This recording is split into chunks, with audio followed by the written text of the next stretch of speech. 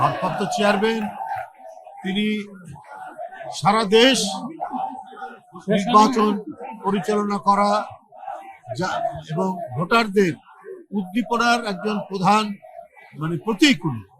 তো উনি যে কোনো জায়গা থেকেই সারা বাংলাদেশই তো তার নেতৃত্ব এবং তার দেশের মানুষ তাকে একজন জাতীয় নেতা হিসেবে বরণ করেছে। উনি যে কোনো জায়গা থেকেই উনি দাঁড়াতে পারেন। ঢাকা যেহেতু কেন্দ্রীয় রাজধানী, সুতরাং এখান থেকে উনি নির্বাচন করা এবং সেই নির্বাচন ঢাকা থেকে পরিচালনা করা, নেতৃত্ব দেওয়া, এটাও অত্যন্ত তার জন্য আমি মনে করি এই দাঁড়ানোটা অত্যন্ত যৌক্তিক তিনি দাঁড়াচ্ছেন। আর বগুড়াতে উনি দাঁড়াতেই পারেন। আপনি জানেন ওখানে শহীদ জিয়ার তার জন্মভূমি, দেশনেত্রী বেগম খালেদা জিয়া তার স্বামীর বাড়ি, সেখান থেকে বহুবার তিনি জিতেছেন।